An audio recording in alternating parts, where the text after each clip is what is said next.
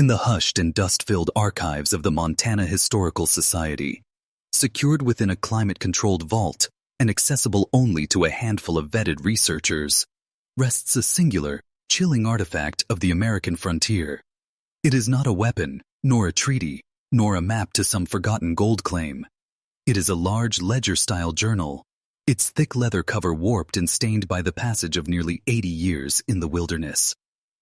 Discovered by a team of Civilian Conservation Corps forest rangers in the spring of 1943, while they were painstakingly clearing a long-abandoned trapping route deep within the Bitterroot Mountains, the journal is an object of profound and unsettling gravity.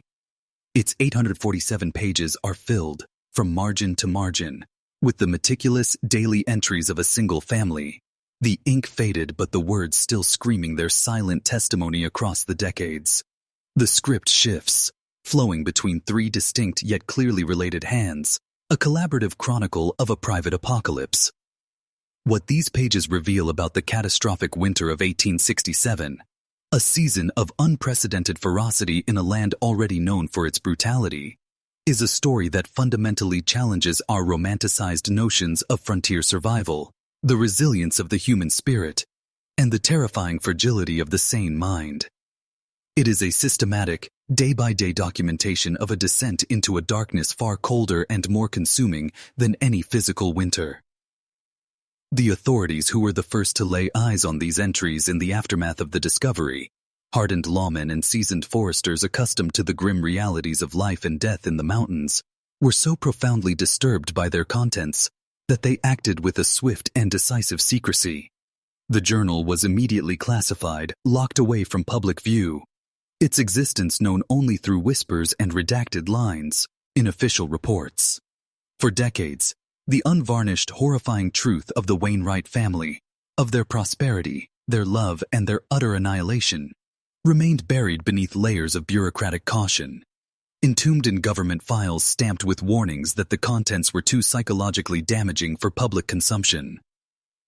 Before we unseal this forgotten record and piece together the tragic narrative of Barnabas Wainwright and his three daughters, it is essential to understand that this is not merely a tale of historical hardship. It is an exploration of the terrifying potential that resides within the human heart when it is stripped bare by isolation, desperation, and a grief so absolute, it rewrites the very laws of love and duty. The story we are about to tell is a testament to the fact that the most monstrous wilderness is often the one that lies within. The rediscovery of the Wainwright journals in 1943 sent a quiet shockwave through the small community of criminal investigators and historians who were granted access to them. It retroactively cast a long, dark shadow over the countless missing person cases from the 1860s, those cold files filled with the names of families who had simply vanished into the vast, unblinking expanse of the American West. The official narrative had always been one of tragic but understandable misfortune, blizzards, starvation, animal attacks, or disease. But the Wainwright Chronicle offered a new, far more terrifying possibility. It suggested that for some, the greatest threat was not the unforgiving landscape, but the slow, insidious unraveling of the family unit itself. What transpired in that remote mountain cabin was not a simple tragedy of circumstance. It was a meticulously documented case study in psychological erosion, a clinical observation of how the potent alchemy of extreme isolation, profound emotional trauma, in and gnawing desperation could transmute the soul of a devoted husband and loving father into something utterly alien and unrecognizable. A predator wearing a familiar face. In the years leading up to that fateful winter, Barnabas Wainwright was a name that commanded a unique and widespread respect throughout the sprawling Montana territory. He was a man who had not merely survived the frontier, he had mastered it. At 42, he was at the zenith of his career, a figure of rugged competence and quiet authority, whose reputation as one of the most successful and shrewd fur traders between the bustling river port of Fort Benton and the remote outposts of the Canadian border was undisputed. He was known as a man who possessed an almost preternatural understanding of the wilderness, a man who could read the subtle shifts in the wind, the tracks in the snow, and the anxious chatter of birds as if they were lines in a book. He had built his enterprise on a foundation of hard-won knowledge, prospering in a landscape that was notoriously lethal to the unprepared and the foolish. His trading post, a small but sturdy collection of buildings nestled in a strategic clearing along Beaver Creek, deep within the formidable Bitterroot Range, was more than just a place of commerce. It was a crucial waypoint, a small flicker of civilization in an overwhelming wilderness, offering supplies, shelter, and news to the disparate collection of souls who traversed the region. Grizzled trappers, hopeful prospectors, and the occasional lonely military patrol. The Wainwright family, as a unit, represented the very ideal of frontier settlement, a living embodiment of the dream that so many had pursued westward. They were proof that one could bring refinement, education, and domestic harmony to the very edge of the known world. In 1851, Barnabas had traveled back east to St. Louis to marry Catherine Bellwether, the intelligent and cultured daughter of a respected Methodist minister. She was not the typical image of a frontier wife. She had been raised in a world of books, music, and polite society, yet she followed her new husband into the raw, untamed wilderness, with a quiet fortitude and fierce determination that quickly became legendary in its own right. Catherine applied her formidable intellect to the challenges of her new life, teaching herself the arts of preserving game, tanning hides, and concocting herbal remedies from mountain plants. She transformed their rough-hewn cabin into a home, a place of warmth and order, where the rituals of civilized life were meticulously maintained, a bastion against the chaos that reigned just outside their door. Their 3 daughters were a perfect synthesis of their parents' strengths. Margaret, the eldest at 26, had inherited her mother's sharp intellect and her father's methodical nature. She possessed a mind of astonishing clarity and a memory that was said to be near photographic.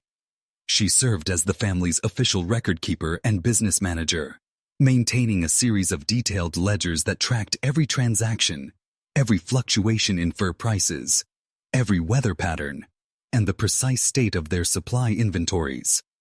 Her logs were a testament to a mind that sought to impose order on an inherently disorderly world. Elizabeth, the middle daughter at 24, was the family's heart and healer. She had her mother's compassionate spirit and had developed a remarkable talent for medicine, learning both the scientific remedies from books ordered from the East and the traditional herbal lore of the local Salish tribes. Her skills as a seamstress were equally renowned, but it was her gentle touch and steady hand in treating the gruesome injuries of the frontier, frostbite, infected wounds, broken bones, that earned her a quiet reverence among the rough men who passed through their post. Sarah, the youngest at 21, was the family's soul, a creature of deep intuition and artistic sensitivity. She seemed to be tuned to a different frequency than others, possessing an almost uncanny ability to sense impending changes in the weather, to predict the movement of animal herds, and to understand the unspoken anxieties of both man and beast. Her skills were often dismissed by outsiders as mere fancy, but her family knew that her intuitive warnings had saved them from disaster on more than one occasion. The Wainwright trading post itself was a marvel of frontier engineering and strategic placement. Barnabas had chosen its location with a surveyor's eye, a natural clearing shielded from the worst of the winds by a dense stand of ancient lodgepole pines. The ever-reliable Beaver Creek provided a constant source of fresh water and a natural corridor that connected them to the main trapping routes of the region. The main cabin, the heart of their small settlement, was a fortress built of massive, hand-hewn logs, chinked with a mixture of mud and moss, and resting on a heavy stone foundation. It was designed to endure the legendary brutality of Montana winters, which could arrive with shocking speed and entomb a family for months on end. A collection of smaller outbuildings radiated from the main cabin, a smokehouse for curing meat, a large shed for storing furs and supplies, and a separate, smaller cabin that served as guest quarters for traveling traders, offering them a rare night of comfort and safety. By the summer of 1867, the Wainwrights had, by any frontier measure, achieved a remarkable level of prosperity. Barnabas held extensive and exclusive trapping rights to a vast territory, had cultivated strong and mutually respectful trade relationships with the Salish and Kootenai tribes, and had prudently invested his profits in several promising mining claims near Helena. The Wainwright name had become synonymous with integrity and reliability.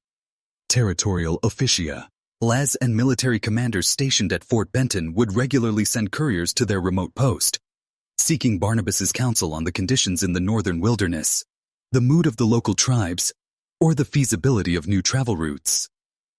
Catherine, a devoted correspondent, maintained a lively and detailed exchange of letters with her family back in St. Louis. Her missives from that final summer paint a portrait of a family at its peak, a life filled with contentment, purpose, and bright promise. She wrote with maternal pride of Margaret's recent engagement to a prosperous young merchant from Helena, a match that promised to unite their family with the growing commercial elite of the territory. She detailed Elizabeth's growing renown as a healer, noting with satisfaction that even the tribal medicine men had begun to seek her out for her knowledge of white man's medicine. She spoke of Sarah's burgeoning artistic talents, enclosing some of the girls' detailed charcoal drawings of mountain wildlife, and mentioned that several wealthy visitors had commissioned pieces from her, a rare and flattering tribute to a young woman on the frontier. The very nature of frontier life dictated that the Wainwrights lived in a state of profound, if not unwelcome, isolation for much of the year. Their nearest neighbors were a full day's ride away, and visitors were infrequent. This isolation forged an intense and deeply interdependent family bond. They relied on one another not just for survival, but for companionship, intellectual engagement, and emotional solace. The long snowbound winter months were a time of introspection and shared activity. Each evening, as the wind howled outside, they would gather around the massive stone fireplace that dominated the main room. Catherine would read aloud from the latest novels and books of poetry, ordered from Eastern publishers, her clear voice a comforting anchor in the vast, silent wilderness. The daughters would engage in their various projects, Margaret updating her ledgers, Elizabeth mending clothes or preparing herbal tinctures, Sarah sketching in her notebook. Barnabas, for his part, would often share tales from his early, more adventurous trapping days, his stories weaving a rich tapestry of the land and its history. Or he would quietly whittle, planning the logistics of the next season's trading expeditions. This harmonious, self-reliant existence had been the rhythm of their lives for over 15 years. They were a finely tuned machine, a family that had successfully navigated every challenge the frontier could throw at them through a combination of meticulous planning, unwavering mutual support, and the kind of hard-nosed practical resourcefulness that was the stark dividing line between survivors and casualties in the unforgiving theater of the American West. To the few who knew them, the Wainwrights were a model family, a shining example of how civilization, piety, and grace could not only survive, but truly flourish in the most remote and demanding corners of the nation. The 15th of October, 1867, was the day the world ended for the Wainwright family. It began, as so many great tragedies do, with a seemingly ordinary set of circumstances, which were then ambushed by the extraordinary and malevolent power of nature. The day marked the arrival of what would later be entered into the territorial records as the first blizzard of the most brutal and unrelenting winter in Montana's recorded history. The storm did not arrive with the usual preamble of shifting winds and gathering clouds that gave experienced frontiersmen time to prepare. It descended from the Canadian peaks like a physical entity, an avalanche of air and ice, its fury catching even the most seasoned mountain dwellers completely off guard. Catherine Wainwright had been down at the Bon Creek, taking advantage of a crisp, clear afternoon to wash a final load of bedding before the long winter freeze made such tasks impossible. She was on her way back to the cabin, her arms laden with a basket of clean, damp linen, when the storm's vanguard winds struck. They screamed down the narrow valley with the force of a locomotive, a sudden, violent gust that tore the basket from her hands and knocked her from the narrow, slick log bridge that spanned the rushing, ice-choked water. Margaret's journal entry for that day, the neat, controlled script a stark contrast to the chaos it describes, recounts hearing her mother scream, a thin, sharp cry of terror that was nearly devoured by the rising howl of the wind. The three daughters, their hearts instantly seizing with a cold dread, burst from the cabin into the maelstrom. The air was already a blinding, swirling vortex of snow, the world reduced to a churning chaos of white. They followed the sound of Catherine's voice, stumbling through the rapidly accumulating drifts, until they found her. She was trapped in the creek, pinned beneath the wreckage of the collapsed bridge, the heavy timbers holding her legs fast in the frigid, churning water that was already beginning to form crystalline shards of ice along its turbulent edges. It took the combined, frantic strength of Barnabas and his three daughters to free Catherine from the debris. By the time they finally dragged her, limp and unresponsive, from the water, she had been submerged in the near-freezing creek for the better part of an hour.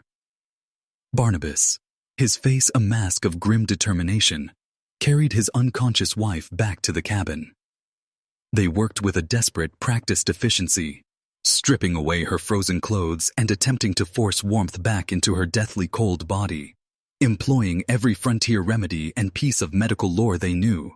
For 3 agonizing days, Catherine hovered in a liminal space between life and death, her body consumed by a violent fever and racked with chills that signaled the swift and brutal onset of pneumonia. Elizabeth's journal entries from this period are a harrowing chronicle of their growing helplessness.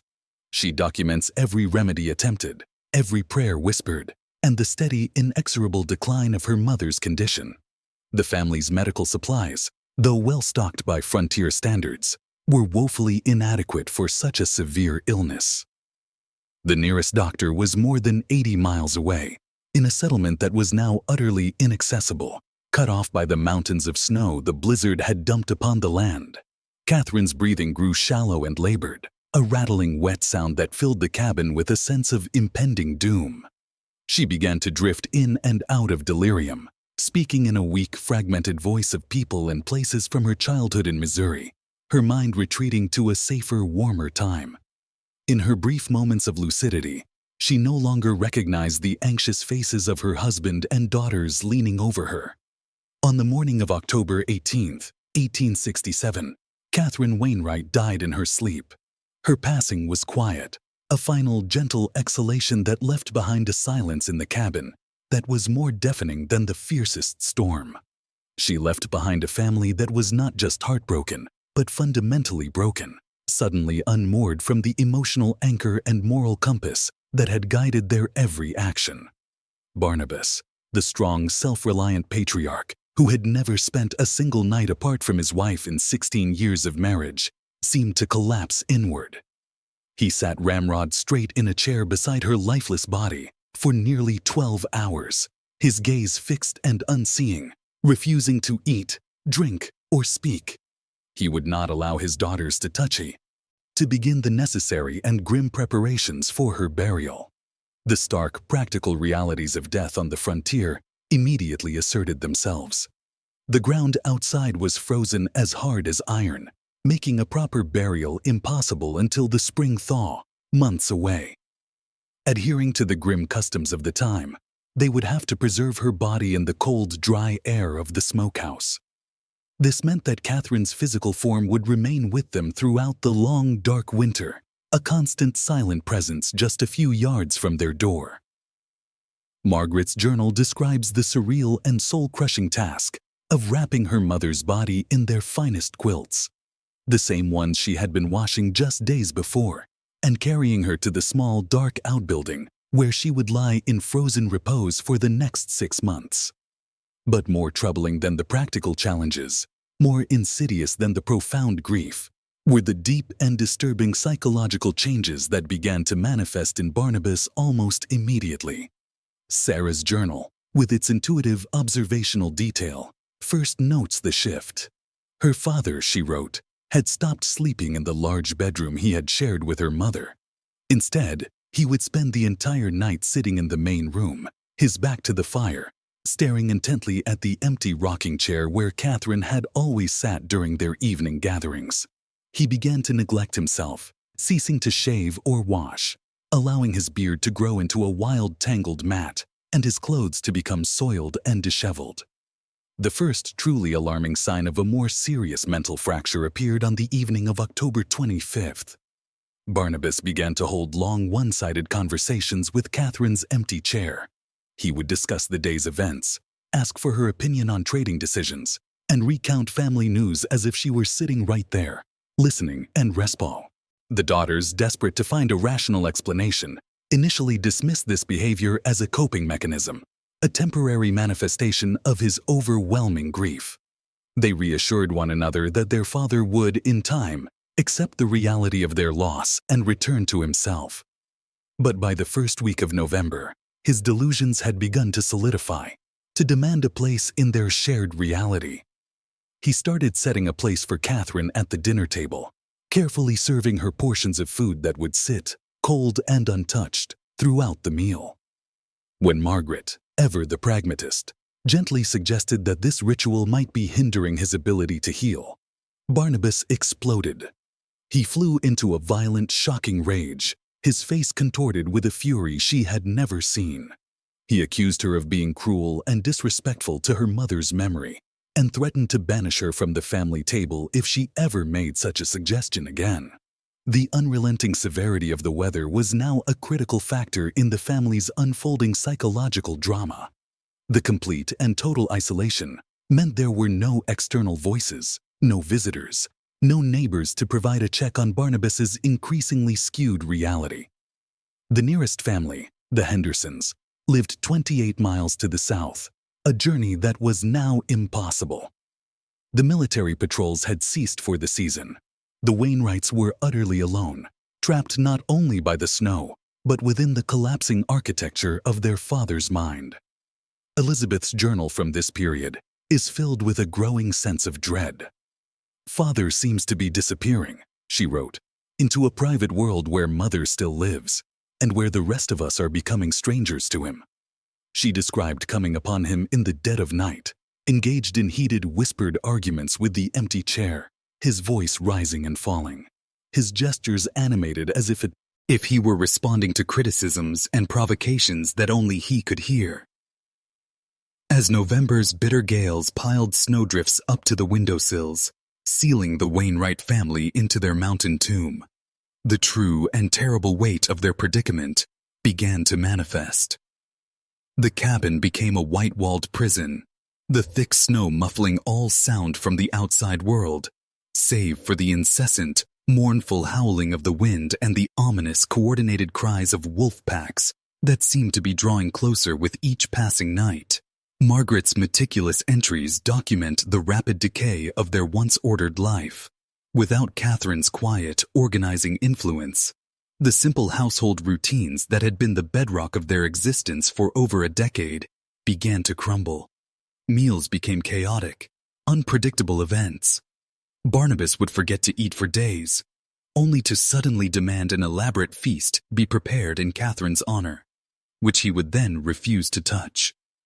The daughters found themselves in a constant state of high alert, navigating a landscape of emotional tripwires, never knowing what innocent word or action might trigger one of their father's terrifying, irrational outbursts. The most disturbing development, however, was Barnabas's evolving relationship with Catherine's physical possessions. He had moved all of her belongings, her clothing, her jewelry, her books, her sewing kit, from their bedroom into the main living area. He arranged these items in a wide, shrine-like circle around her empty rocking chair, as if she might return at any moment to find her things waiting for her. He developed a particularly unsettling ritual involving a lock of her hair, which he had cut from her head before they had moved her body to the smokehouse.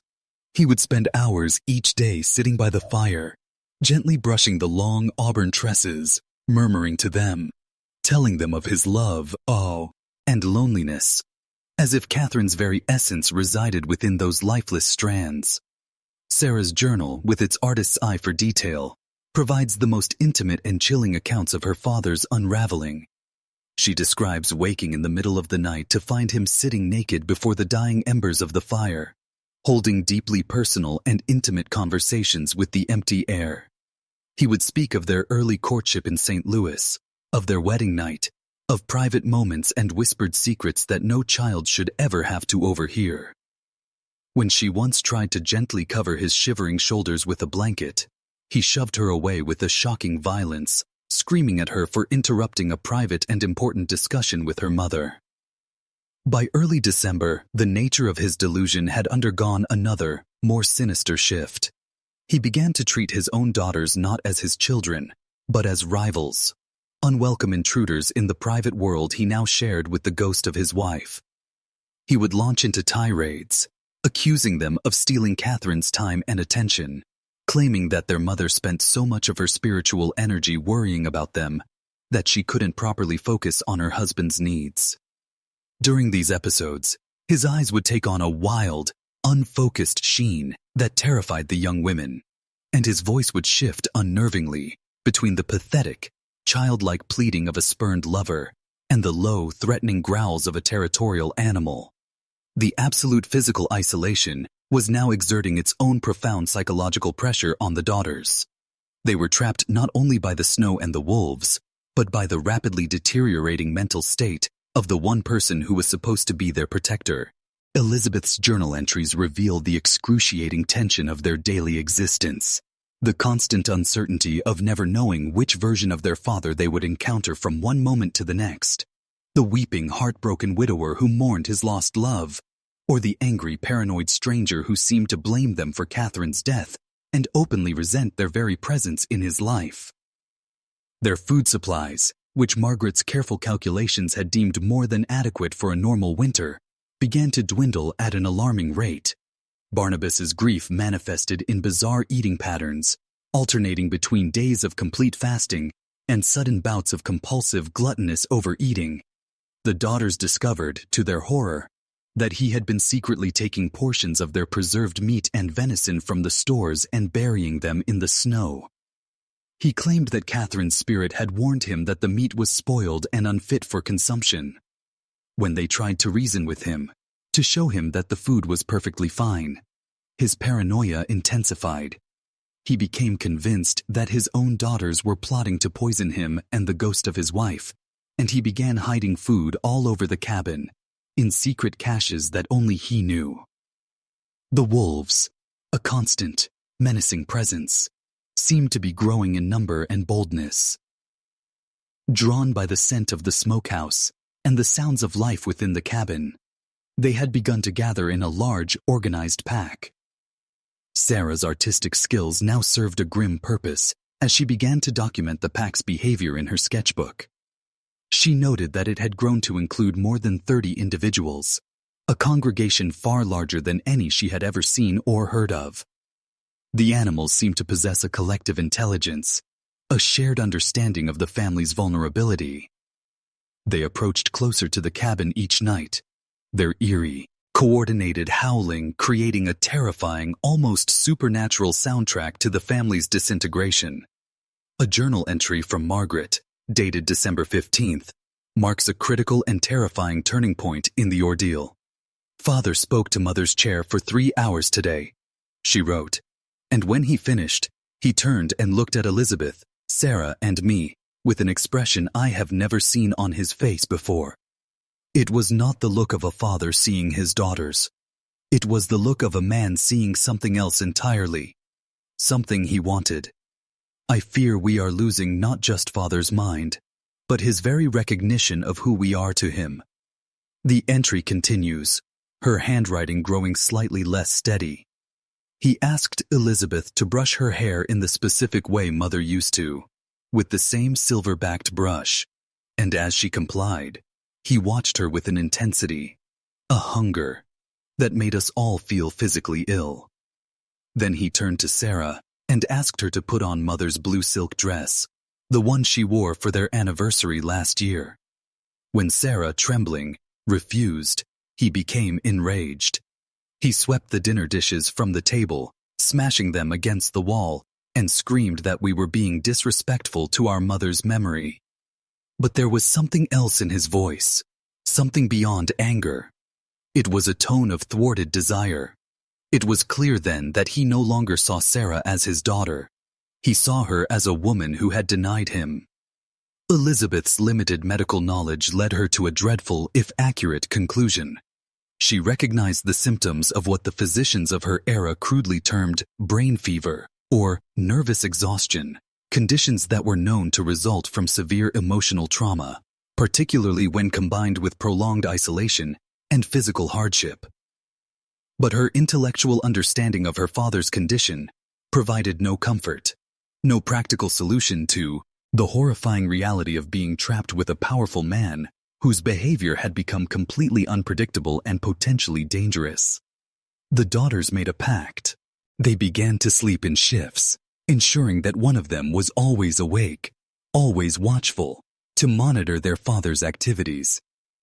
It was during one of these nocturnal vigils that they discovered he had been leaving the cabin during the deepest, coldest hours of the night, often without a coat or proper boots, to visit Catherine's frozen body in the smokehouse. These visits would last for hours, and when he returned, his eyes gleaming with a strange light, his behavior towards his daughters would be even more disturbing, more unsettlingly intimate and inappropriate than before.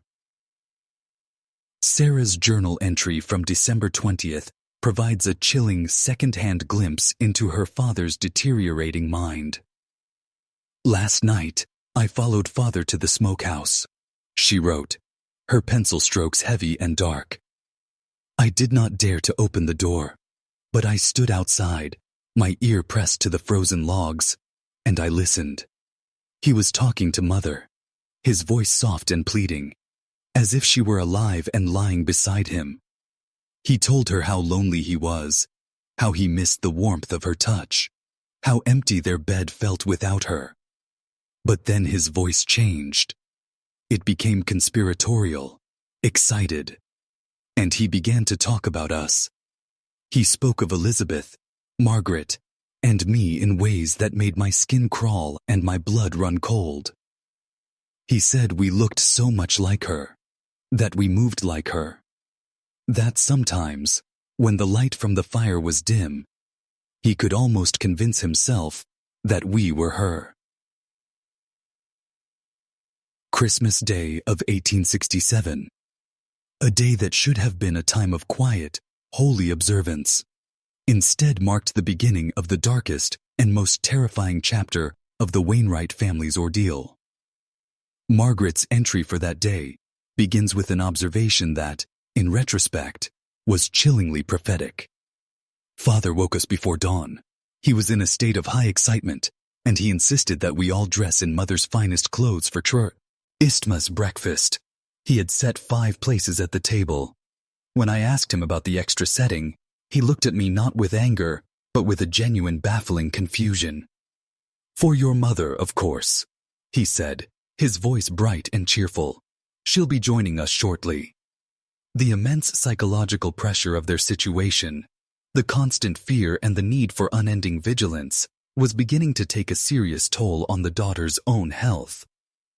Elizabeth's journal entries from late December document the onset of severe, debilitating headaches and recurring episodes of vertigo, symptoms she correctly attributed to the unrelenting stress of trying to manage their father's madness while simultaneously keeping the household from collapsing entirely. Sarah's art, once a source of beauty and comfort, had become a conduit for her terror. Her sketchbook was now filled with dark, surreal images. Wolves with knowing human eyes. The interior of the cabin filled with grasping, shadowy figures that seemed to lurk just at the edge of perception. The most alarming discovery of all occurred on December 28th. While searching for some hidden food stores, Margaret found a new set of her father's writings, hidden beneath the loose floorboards under his mattress. These were letters, addressed to Catherine, in which he detailed his growing and now explicitly sexual attraction to the young women who remind me so much of you. The letters were a horrifying window into his diseased mind, containing graphic descriptions of physical desires and romantic fantasies, that no father should ever entertain about his own children. Margaret's journal entry after reading these documents is a testament to her horror. She was particularly shaken by Barnabas's repeated and fervent assertions that his desires were not sinful, but divinely sanctioned. He wrote that God, in his mercy, had sent his daughters as a comfort for his grief, and that Catherine's own spirit, during his nightly visits to the smokehouse, had communicated her blessing, telling him it was not only acceptable, but right, for him to seek solace in their arms. Elizabeth, driven by a desperate need to understand, immersed herself in the few medical texts they possessed. She found references to rare and extreme cases of mental illness, case studies where prolonged grief and isolation had resulted in a complete and catastrophic break from reality, where sufferers lost the ability to distinguish between appropriate and inappropriate social and familial relationships. But again, her academic understanding of her father's psychosis provided little solace when confronted with the immediate practical reality of their situation. They were trapped, hundreds of miles from any help, with a man whose moral compass had not just been damaged, but had completely and utterly dissolved. Sarah's journal entry from January 2, 1868, documents the first overt physical manifestation of her father's incestuous delusions. "Father cornered Elizabeth in the pantry this morning," she wrote. "He trapped her against the shelves and tried to kiss her on the mouth.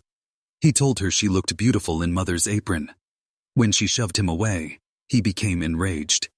He accused her of being a cruel and unloving woman. He said Mother would never have refused his affection, and that Elizabeth was failing in her sacred duty to provide comfort to the man of the house." The incident sent a wave of fresh terror through the three daughters. They realized, with a sickening finality, that their father's mental illness had now progressed far beyond grief and delusion. It had entered a new, far more dangerous phase of active predation. Margaret's journal reveals their desperate attempts to strategize to develop a system of defense. But their options were severely limited. They needed to protect themselves without provoking their father into a greater, more decisive act of violence. The wolf pack, as if sensing the escalating tension within the cabin, had grown even more aggressive and organized. Sarah's observations noted a terrifying new development. The animals had begun to approach the cabin during the daylight hours, showing a complete lack of fear of human presence. They were no longer just scavenging or opportunistic. Their behavior was that of a predator actively and patiently stalking its prey. The constant howling had evolved into a complex series of yips, growls, and barks that seemed almost like a form of communication, creating a relentless atmosphere of siege that mirrored their psychological entrapment. Their food supplies had now reached a critically low level, and Barnabas's erratic behavior had made a genuine survival crisis imminent. Elizabeth's grim calculations suggested that their remaining stores would last no more than 6 weeks, and that was assuming a rational and conservative consumption. But their father's madness made rational resource management impossible. He had begun hoarding food in his secret caches, claiming that Catherine had warned him of thieves. He refused to eat anything that his daughters prepared, insisting that only Catherine's ghostly hands could be trusted to handle his meals. Margaret's journal entry from January 8th reveals the depth of their desperation. "We have discussed it," she wrote. "The possibility of attempting to reach the Henderson place, despite the weather, despite the wolves. Elizabeth believes she could make the journey, but Sarah's smaller stature and my own lack of true wilderness experience make such an attempt a near-certain death sentence. And there is the more troubling question. Would we, in good conscience, leave Father alone in his current state? And more to the point, would he ever allow us to leave at all?" Their fears were confirmed when they discovered that their father had been systematically disabling their winter gear. He had hidden their snowshoes, their heavy fur cloaks, and other essential cold weather equipment.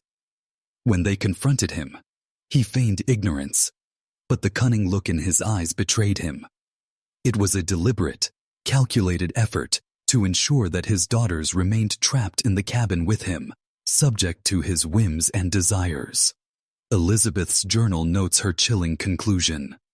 I believe Father understands, on some deep, buried level, that his thoughts and desires regarding us are a monstrous wrong, but rather than fighting these feelings, he is taking active steps to ensure that we have no way to escape from them. The final, most disturbing revelation of this period came when Sarah, during a risky foray into the smokehouse to retrieve some salted fish, discovered a new batch of letters her father had been writing. These were not addressed to Catherine. They were addressed to each of his daughters, individually. The documents, hidden inside a hollowed-out log, were a testament to his complete break from reality. They were courtship letters, filled with detailed descriptions of his growing romantic obsession with each of them. They contained his plans for their future together, plans that included marriage, a new family, a life where they would seamlessly replace their mother in every conceivable way. Sarah's journal entry describing her discovery is a portrait of abject despair. Father's letters prove that he no longer sees us as his children at all. In his mind, we have become 3 available women who just happen to be living in his house. We are potential wives, candidates to fill the vacancy left by Mother. He writes about our physical attributes, our personalities, and our potential as romantic partners with the same cold, clinical detachment he once used to evaluate beaver pelts. And most terrifying of all, he seems to truly believe that Mother has given her blessing to these arrangements, a blessing communicated to him during his nightly vigils with her frozen body. By mid-January, the daughters had accepted a terrible truth. Their survival now depended not just on outlasting the winter, but on outwitting a father whose madness had transformed him into a direct and imminent threat to their physical safety and their very souls. The man they had loved, the man who had raised and protected them, no longer existed. In his place was a stranger, a monster wearing their father's face, whose intentions grew more predatory and more dangerous with each passing day. The blizzard that began on the morning of January 18, 1868, would later be recorded in territorial annals as the most severe and sustained storm in the history of the region. A polar vortex that paralyzed the entire territory for weeks. But for the Wainwright family, it was something far more than a meteorological event. It was the final, impassable barrier, the last lock on the door of their prison, the catalyst that would push their father's deteriorating sanity over the precipice into a complete and irreversible moral collapse. Margaret's journal entry for that day contains a single, terrifying sentence, written in a hand that shook so violently the words are barely legible. The storm has made escape impossible, and Father announced at breakfast that God has finally answered his prayers by ensuring that his new wives cannot leave him. Elizabeth's clinical observations, even in the face of her own terror, provide a crucial insight into Barnabas's rapidly accelerating mental breakdown. She noted that her father had seemed to stop sleeping entirely. He now spent his nights in a state of manic energy, alternating between long, passionate, and often argumentative conversations with Catherine's empty chair, and increasingly bold and aggressive attempts to engage his daughters in inappropriate physical contact. His physical appearance had become grotesque. His hair was a wild, unkempt mane. His eyes were sunken and hollow, burning with a feverish light, and his frame was gaunt and skeletal, making him look more like a starving wolf than the prosperous, respected frontiersman he had once been. The discovery of Barnabas's active marriage preparations sent a fresh wave of terror through the isolated cabin. Sarah's journal describes finding a set of 3 wedding rings that their father had crudely fashioned from melted-down silver trading coins. Alongside them were 3 marriage certificates, which he had meticulously written out in his increasingly jagged and deteriorating handwriting.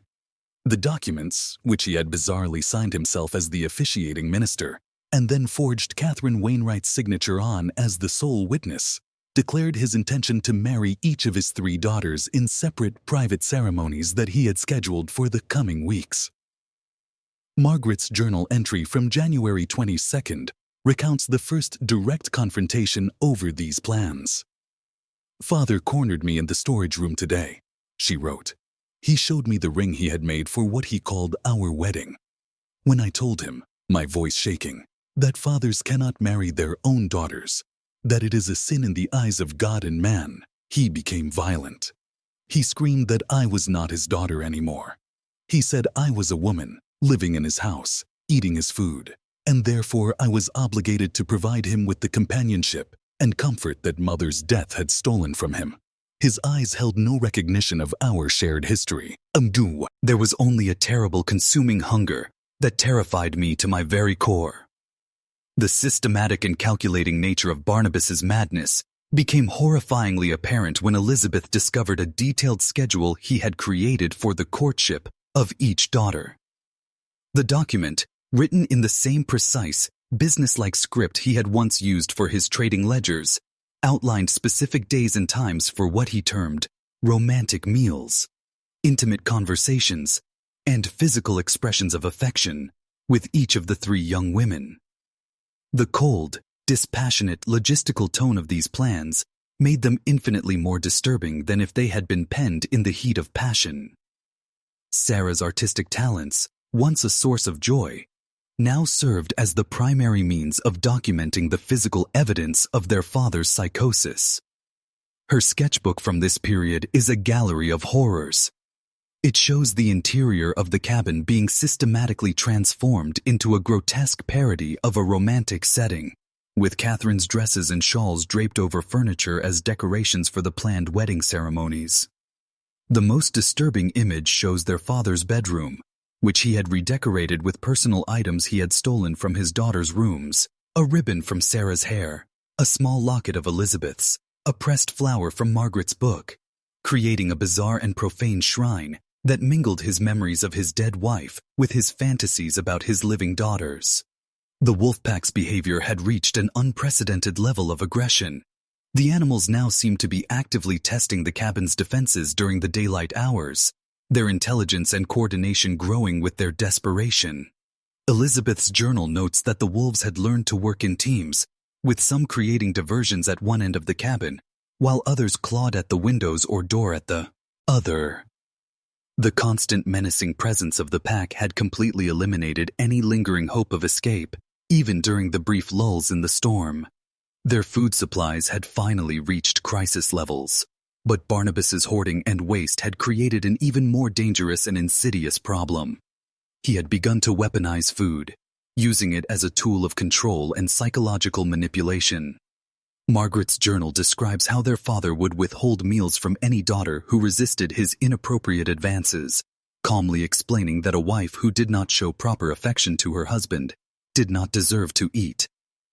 This calculated psychological warfare through starvation represented a new and terrifying level of cruelty, demonstrating that despite his obvious break from reality, he was still capable of complex, strategic planning. The most terrifying incident of the ordeal occurred on the night of January 28th. Elizabeth awoke from a fitful sleep with the feeling of being watched. She opened her eyes to see her father standing over her bed. He was completely naked, his gaunt frame silhouetted against the moonlight filtering through the icy window. In his hand, he held one of his homemade silver wedding rings. Sarah's journal describes being jolted awake by Elizabeth's screams and rushing to her side, only to find their father in a state of clear sexual arousal, attempting to force the ring onto Elizabeth's finger while muttering prayers about consummating God's holy will. The three daughters were forced to physically fight their father off, a desperate, chaotic struggle that left them all deeply traumatized, and with the certain knowledge that a full-blown sexual assault was not just possible, but inevitable. Elizabeth's journal entry from that night is a portrait of complete despair. "We can no longer pretend," she wrote, her hand trembling. "We can no longer hope that Father might recover his senses, or that this situation will resolve itself with time. He has become a predator who lives in our home, and we are his intended prey. The man who taught us to read, who protected us from danger, who loved us as his daughters, no longer exists. In his place is something that sees us only as objects for his gratification." Their attempts to reason with their father were now not only futile, but actively dangerous. Any form of resistance to his delusions provoked increasingly violent responses. Margaret discovered that Barnabas had been systematically sharpening all the kitchen knives and had hidden them, along with other makeshift weapons, throughout the cabin. He was preparing for the possibility that his daughters might attempt to resist his marital plans through force. His military experience in his youth had taught him tactical thinking, and this, combined with his intimate knowledge of the cabin and their personalities, made him a formidable and terrifying opponent. Sarah's journal provides the most chilling insight into her father's state of mind during this final period. "When Father looks at us now," she sketched alongside a haunting portrait of his hollow eyes, "I see no trace of paternal love or protection. I see only the cold, calculating gaze of a man evaluating potential conquests. He has convinced himself that Mother's death has freed him from all normal moral constraints, and that we, his daughters, are his rightful compensation for that loss. And most terrifying of all, he seems genuinely unable to understand why we find his advances so unwelcome, as if our revulsion and our terror are simply girlish affectations, obstacles to be overcome through persistence and, if necessary, force." By the first week of February, the daughters had accepted a final terrible truth. Their survival now depended on developing a defensive strategy to counter a man who knew their every weakness. A man whose madness was reinforced by a foundation of military cunning and physical strength. They barricaded these air doors at night. They slept in shifts. They hid their own makeshift weapons. But they knew these were temporary measures. They were engaged in a desperate holding action against a man who had both the power to overpower them and the psychological cunning to exploit their deepest emotional attachments and their moral reluctance to bring serious harm to the man who was, in body if not in mind, still their father. February 14th, 1868, Valentine's Day. The date, a cruel and bitter irony, marked the absolute culmination of Barnabas Wainwright's descent into madness. It was the day the nightmare that had been building for months would finally break. A day that would leave a permanent and bloody stain on the history of the Montana Territory. Margaret's journal entry for that morning, the last she would ever write with any semblance of calm, contains perhaps the most chilling sentence ever recorded by a frontier woman. "Father announced at breakfast that today, a day of love, was the perfect day for his wedding to Sarah. He informed Elizabeth and me that we would serve as the official witnesses to God's holy blessing on their union." The final violent confrontation began when Sarah, with a courage that belied her small frame, flatly refused to put on Catherine's wedding dress, which Barnabas had carefully laid out for her. His reaction to her defiance was instantaneous and brutal, demonstrating the complete and final collapse of any lingering shred of his former self. He struck his youngest daughter across the face with the back of his hand, a blow of such force that it threw her against the stone fireplace, opening a deep gash above her left eye. The sight of Sarah's blood seemed to ignite a similar fire in Elizabeth. Her medical training gave way to a primal protective instinct. As Barnabas lunged towards Sarah, intending to physically force her into the dress, Elizabeth grabbed a heavy iron skillet from the hearth and swung it with all her might, striking him on the side of the head. The blow temporarily stunned him, giving the daughters their first real opportunity to fight back as a unified force. But their father's resilience, honed by years of frontier hardship, was formidable. Margaret's journal, which she must have written in the chaotic aftermath, provides a detailed, visceral account of the brutal fight that ensued. "Father recovered from Elizabeth's blow in seconds," she wrote, "and he came at us like a wounded bear, no longer speaking words, but making deep guttural sounds I had never heard from a human throat. We fought him with whatever we could reach, kitchen utensils, fireplace tools, broken pieces of furniture. But he seemed to feel no pain. He showed no recognition that he was fighting his own children. His eyes held only a terrible, vacant rage, and a hunger that made him appear more wolf than man." The battle raged throughout the small cabin for the better part of an hour. It was a scene of primal domestic horror. Furniture was overturned, windows were shattered, and blood, his and theirs, was spattered across every surface. Sarah's sketchbook, which she somehow managed to use later, documents the aftermath with a disturbing clinical accuracy. She drew the main room transformed into a battlefield, a place where a family had literally fought for its soul. The most haunting element of her sketches is the presence of Catherine's belongings, her books, her sewing basket, her shawls, scattered and trampled amidst the destruction, silent witnesses to the complete annihilation of everything the family had once represented. In the struggle, Elizabeth's wrist was broken, and Margaret received a deep cut across her shoulder from a kitchen knife that their father wielded with a terrifying, practiced precision. Sarah, despite being the smallest, proved the most agile, using her intimate knowledge of the cabin's layout to evade her father's increasingly desperate attacks. The turning point came when Margaret, in a moment of desperate inspiration, realized that their father's central obsession could also be his greatest weakness. While Elizabeth and Sarah continued to fight defensively, Margaret began to scream at him, not as his daughter, but as a conduit for their mother. She shrieked that Catherine was watching, that Catherine's spirit was angry, that she disapproved of his monstrous behavior and his treatment of their daughters. The psychological impact of these accusations, for a brief moment, broke through the thick wall of Barnabas's madness. He paused in his attack, his head cocked, and stared in confusion at Catherine's empty, overturned rocking chair. Sarah's journal describes that crucial, fleeting moment. When father heard Margaret invoking mother's disapproval, she wrote, something changed in his expression. For just an instant, I saw a flicker of the man he used to be. A look of horror, of confusion, of sheer terror at what he had become. But then his face hardened again, the madness reasserting its control, and he said something that will haunt me for eternity. He looked at me, at my bleeding face, and said, Catherine is dead. You killed her, all of you, by being born. Now you will replace her, or you will join her. This was the final declaration. He lunged, his intent no longer marital, but murderous. Realizing that his daughters would never willingly submit, he now sought only to conquer. Elizabeth's final hurried journal entry from the midst of the ongoing struggle describes their father's systematic attempt to overpower and, undoubtedly, to rape each of them, beginning with Sarah.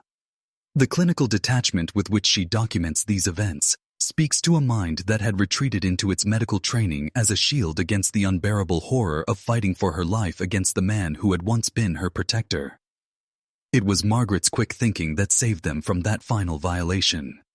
She managed to grab one of the large oil lamps from its hook and threatened to set the entire cabin ablaze. The threat of fire, the one thing that could destroy their only shelter, gave Barnabas pause, but his tactical mind quickly assessed the situation. He knew his daughters. He knew they lacked the final, ruthless conviction to carry out such a desperate, self-destructive act. A tense and terrifying stalemate ensued, lasting for nearly 6 hours. The daughters barricaded themselves in the small storage pantry while their father prowled outside the door, his mood shifting between pathetic, wheedling pleas for their cooperation and violent, explicit threats about what he would do to them when he finally broke down the door. Inside the dark, cramped pantry, Elizabeth used her medical knowledge to tend to their wounds as best she could, while they debated their impossible options. They could remain trapped, waiting for his inevitable assault. They could try to make a run for it, into the blizzard and the waiting wolves, a certain death, or they could find a way to permanently neutralize the threat that was their father. Sarah's journal reveals the terrible, heartbreaking decision that ultimately saved them. We realized, she wrote, her pencil strokes faint and shaky, that the man on the other side of that door was no longer our father. He was a predator who intended to use our bodies for his own gratification, whether we consented or not. The father we had loved was already dead. He had been killed by grief and isolation as surely as mother had been killed by the creek. What remained was something else, something that would destroy us, physically and spiritually, if we allowed it to continue to live. The final entry in Margaret's journal for that dreadful day consists of a single, cryptic sentence that captures the complete moral implosion of a once loving family. Tonight, we learned that survival sometimes requires choices that destroy the survivors as completely as death would have destroyed their bodies. In late April of 1943, a team of Forest Service rangers, tasked with surveying and mapping old forgotten trapping routes in the Bitterroot National Forest, stumbled upon the partially collapsed remains of the Wainwright cabin.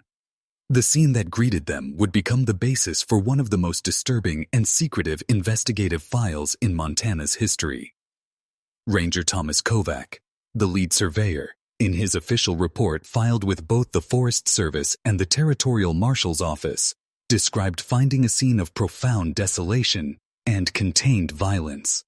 The desiccated, mummified bodies of 4 individuals were discovered within the ruins, along with a treasure trove of evidence, journals, letters, and detailed drawings that provided an unprecedented and horrifying window into the psychological collapse of a frontier family. The initial investigation identified 3 female bodies in what was once the cabin's main room. A 4th body, that of an adult male, was found in the smokehouse, where it had been deliberately placed alongside the perfectly preserved remains of an adult female, who the journals would later identify as Catherine Wainwright. Dr. William Hartley, the territorial coroner summoned to the remote site, determined that the 3 daughters had perished from a combination of starvation and exposure, likely in the late winter or early spring of 1868. His examination confirmed the stories told in the journals, revealing evidence of healed fractures and defensive wounds consistent with a violent struggle. He also noted signs of prolonged severe malnourishment and the physical markers of extreme long-term stress. The male body in the smokehouse, however, told a very different story. Dr. Hartley's meticulous examination revealed that Barnabas Wainwright had died from a single, expertly delivered puncture wound to the heart. The angle and precision of the wound suggested a deep knowledge of human anatomy, and its location indicated that the victim had been conscious and facing his attacker at the moment of death, ruling out any possibility of accident or suicide. Elizabeth's final, chillingly calm journal entry, dated February 15, 1868, provided the last piece of the tragic puzzle. "Father is finally at peace," she wrote. "He is reunited with Mother in the smokehouse, where he spent so many nights speaking to her spirit. We could not allow him to continue living with the madness that had consumed him, and we could not survive another day as his prisoners. Margaret held him while Sarah and I did what had to be done.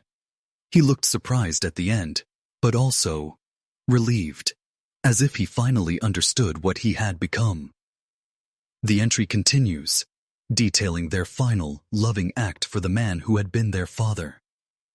"We wrapped Father in Mother's favorite quilt and placed him beside her in the smokehouse, where they can be together as they always wanted.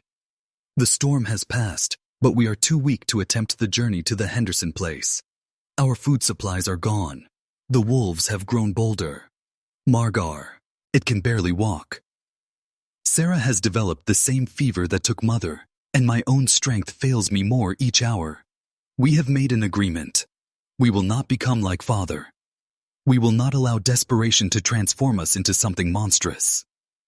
The final entries, written in the increasingly shaky hands of all 3 sisters, chronicle their conscious, deliberate decision to remain in the cabin and face their end together, with the dignity that their father's madness had nearly stolen but could not ultimately conquer. The official investigation concluded that the daughters had acted in self-defense, classifying Barnabas's death as justifiable homicide. The case was quietly closed, the files sealed, and the location of the cabin was deliberately scrubbed from all official maps. Territorial officials, fearing the psychological impact of such a story on other isolated families, buried the truth of the Wainwrights, hoping their tragic tale would be lost to time, a secret kept by the silent, unforgiving mountains